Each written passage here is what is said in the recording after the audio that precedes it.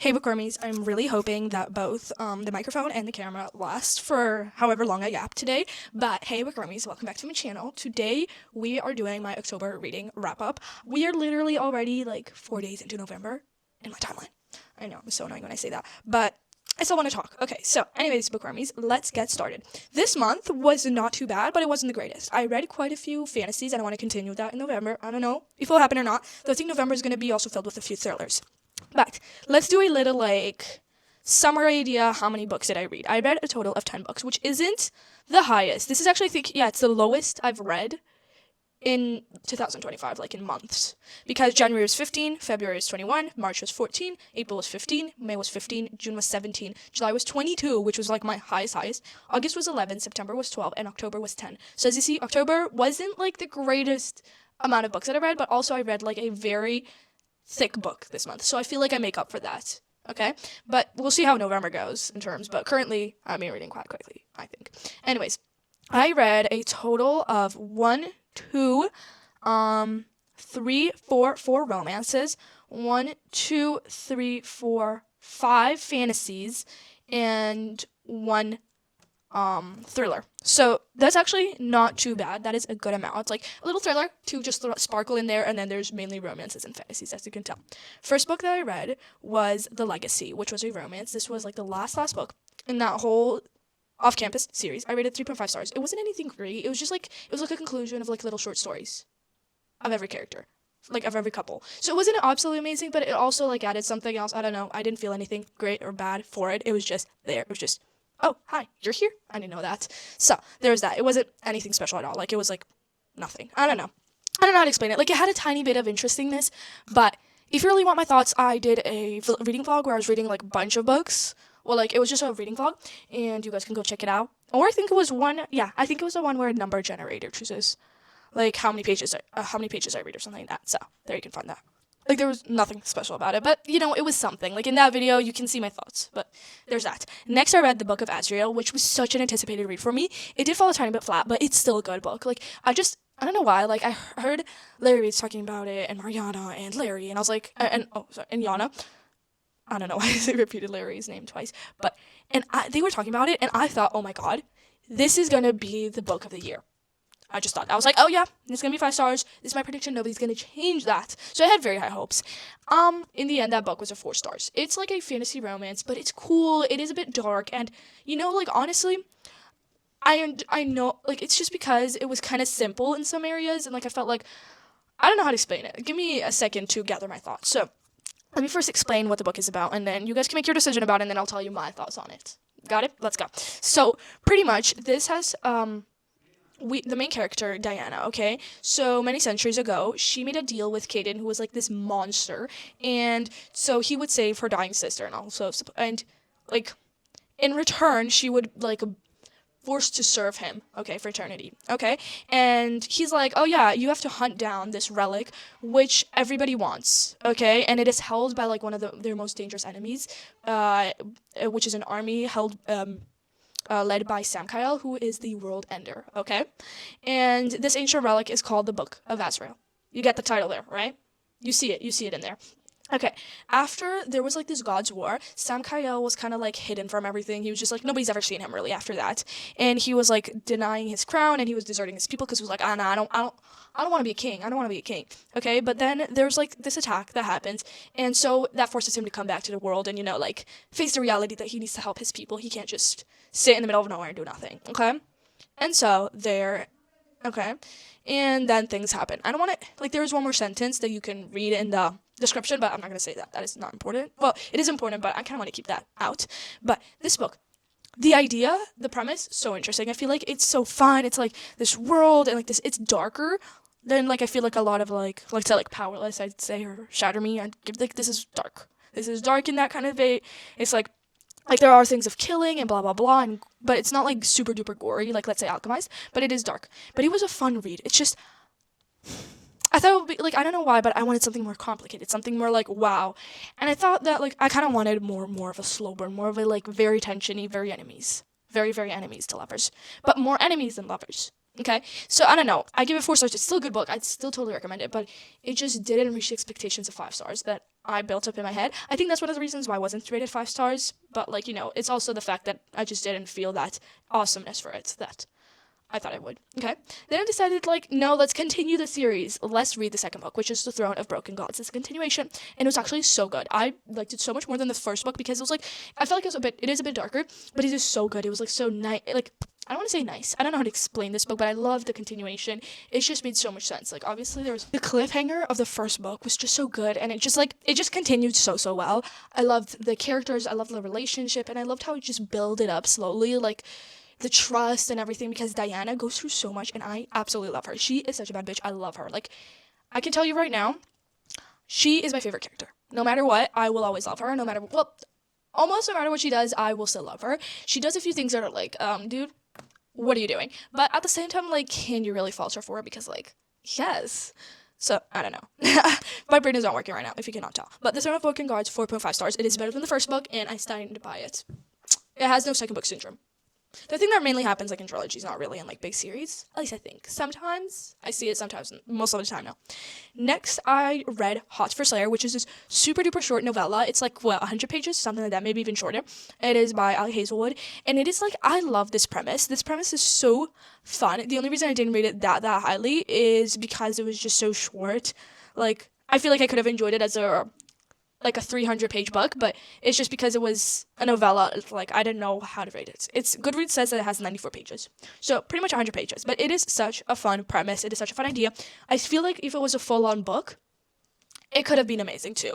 But it is also really good for those it is vampires, paranormal, fantasy romance. It's such a fun idea, and it's so cute and so sweet. For Halloweeny vibes, I would totally recommend it. Obviously, Halloween has passed, but I feel like until halfway through November or almost to the end of it, you can still read this book for sure. I love this. So pretty much, there's this vampire slayer, and he loses all his memories.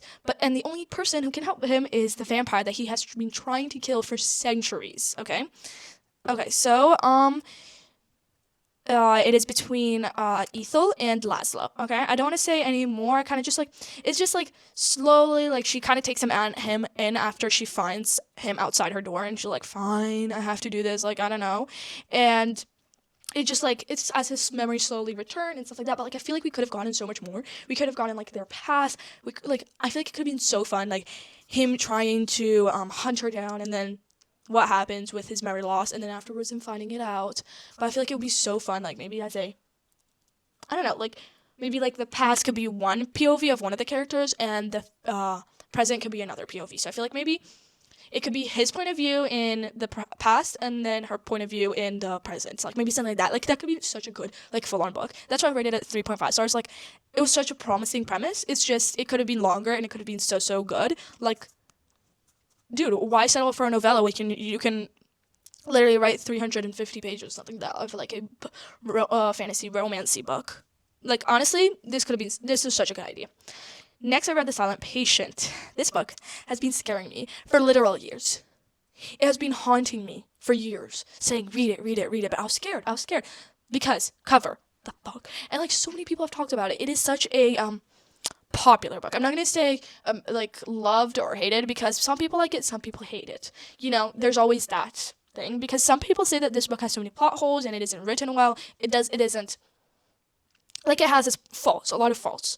And some people are I don't care if it has faults. I actually like it because it's just fun and simple, and I usually when I'm reading, I can't even tell that they're plot holes. So it's always that.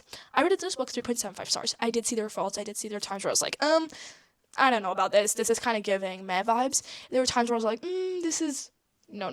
I don't know. It's just sometimes I wasn't that into it, but I love the idea and the ending. I didn't fully. I didn't know it from the start. I was oh yeah, this is so gonna happen. I just know this is gonna be the plot twist. I did not know that. So you see, that's nice. Let me now explain a bit what the book is about, because I feel like you guys might want to know a bit. So The Silent Patient is it talks about Alicia Berenson's life. Okay, she was a famous painter, and she was married to a fashion photographer. And they're rich and stuff like that, but one evening her husband, Gabriel, returns home late from a fashion shoot, and Alicia shoots him 5 times in the face, and then after that, she never speaks another word, never talks ever again. And so like everybody, like it became this public image, and like everybody's like, oh my god, she's like, like I don't know, like she was in the tabloids in the spotlight because like, oh my god, this famous like this painter killed her husband, and nobody knows why, and she's just now mute. She stopped talking. Okay, and it has skyrocketed her art, and she's become like super like famous in her art and blah blah blah. And then we go into the other person, okay? Theo Faber. He's a criminal psychotherapist, and he has waited a long time, and like he's been waiting for the opportunity to work on Alicia Berenson. He's like, yes, I want to get her to talk. I want to unravel the mystery of why this happened. Did she really kill him? What happened? Why? All of that. He just wants it, and he's like, yes, I need to know this. So like, I feel like I don't remember, but like I think one of the reasons why he wanted to become a psychotherapist was because he wanted to find that out. I don't remember exactly, but yeah, that's the idea. It's a really good premise. It's a really good idea for a plot, and it just like it had so many promising elements. Okay, and like it is like a psychological thriller, so it kind of goes into the head sometimes. It's not just like I'm feeling knocking behind my back. I turn around, there's nobody, but then I turn back, and then somebody stabs me on the back. There's that kind, but no, this is a psychological. This is in your head. That was amazing. That part. It's just that I felt there were areas where I was like, I'm not feeling it, and through the plot twist, it surprised me. It's just like I was like, I get it, but I don't know. I really liked it, but it just isn't my favorite thriller ever. For some reason, 5 Survive and The Only One Left hold that spot in top tier, even though I haven't read enough thrillers to really say much, but I want to read more. In the month of November, I want to read more of that and of fantasies. Those are like the ones I want to read. Next, I read the longest book on the planet Earth. Not really, but you get the idea. It is long, and that is Alchemized. This book blew the fuck up. Okay? Like, I saw it everywhere. I saw it here and there and everywhere, every corner of the internet. Somebody was talking about this book, and I decided to read it. Mind you, this book is 1,040 pages. Not short at all. This is based on this author, first became famous due to her Hermione fanfic named Manacled. This book is based on that book. She couldn't traditionally publish Manacled since it is a fanfic and it is based on, because it is based on J.K. Rowling's characters, Draco Malfoy and I forgot her name. Leave that to, I'm horrible with names, but yeah. And obviously she can plagiarize, so she rewrote characters, rewrote a few plot points after. Obviously she had to really explain the world since we don't know it, and she published this. So this is kind of like the child of Manacled idea. Okay, first of all, Alchemized is a dark fantasy. There is some romance, yes there is, but before you get your excited butt waggling, your excited tail waggling in excitement, you should know this book. It is dark fantasy, and you should keep that in your head, that it's dark fantasy. It is, it has some romance, but it isn't the main plot. It isn't. And it is not cute, it is not smutty, it is not that. Okay? But dark fantasy, when I mean dark fantasy, I mean gore, everything. It is very, very graphic. Now, if you read a dark romance where they're eating some strange body part, refrain from reading this. I'm not saying this exactly happens, but I'm saying this is gory. This is not easy to read. Sometimes people can't stomach it, so you should know that right off the bat. Okay? This is not something super simple. But this was also such a good book. I loved the premise. Okay, I've said this a lot. I like the premise of a lot of books. But this one was so good. I love the world. It was so dark and eerie, and it's pretty much a set after the war. Okay? This big giant war. And you could say the other side won. The bad side. Well, it is the bad side, so I don't know why I'm putting air quotes. But the bad side won. And you kind of follow the aftermath and this specific character named Helena, I think. And you just follow that. And it is so dark. It is split into 3 parts, and that's all I'm going to say anymore, because I can't say much more. I feel like you should sometimes just go in blind, except for the fact that you should probably look at trigger warnings. Trigger warnings, yes. If you guys, I actually have a whole video where I was just reading Alchemized. Literally 30 minutes, I think, 40 minutes of me just reading Alchemized. If you want the details of trigger warnings, I literally list them all up because I searched them up. Because I feel like when going into this specific type of book, you need to know what is in it. You need to know. So yeah. And it is thicko, but it was 4.75 stars. It was so good. It was so close to being 5, but it was just like, I'm not feeling that love for it right now. Okay, so I was like, this was really good, but I'm going to refrain from giving it 5 stars because I am not feeling I cannot live without this book. I will kill myself. Okay, I'm ready to wipe my memory just so I can read this again. I would wipe my memory, but I'm not in such an like crazy way. I don't know how to explain it. Like it was really close to 5 stars. It might actually be. I don't know. This head just does not know. But I love this book and I totally recommend it if you're okay with stomaching what's inside it. Next, I read The Night and the Moth. This is another fantasy romance. This is lighter. This was such a fun read. I give this 4 stars. And same idea here. I fear I'm getting annoying, but the premise. Oh my god, this one I so enjoyed. This like every other one. Like yeah, the premise is enjoyable. It's something new. It's something fresh because what I'm looking for with specifically fantasies, I need something fresh. I can't have the same idea because romance I don't really care too much about. Like sometimes yes, I'll be like again a second chance. I don't know if I can read another one, but The Night and the Moth. It was such a fun one. The romance was so fun. I love the plot. I love the idea. I loved every detail of this. But I give it 4 stars because I did get bored at some points. Nobody come at me. Yes, I did get bored at some points a bit. But it was such an interesting plot. I love this. And this is actually also by the same author as One Dark Window. Okay, and Two Dark Crowns? I don't know. I don't remember the second book's name. But she wrote that duology. And this is her new. This is a series. I don't know though if I'm going to continue it because like I read the book and it had obviously like a cliffhanger, but it was, I don't know. I don't know how I feel about continuing it, but we'll see. If I do continue it, great. If I don't, I don't. That's what happens. Next, I read If It Makes You Happy. This is a fall romance. A lot of fall books, like romance ones, I've seen very controversial things. Some people say, oh my god, I love this. Some people say, this is kind of disgusting. And some of the popular ones have been like, oh yeah, I don't really like this. It's kind of boring. They have no character development. The characters are bland. That's what a lot of people say about a lot of fall reads. But If It Makes You Happy, I've heard so many great reviews about it. I didn't really see any bad ones. And I was like, then I'm going to read it. And the cover is giving Lorelai and Luke, but swapped. Well, the cover gives Lorelai and Luke, and then, what is his name? I just had, like, the dog, Paul Anka. That's the dog's name. So, and, Paul Anka, which is Lorelai's dog, if you don't remember, guys.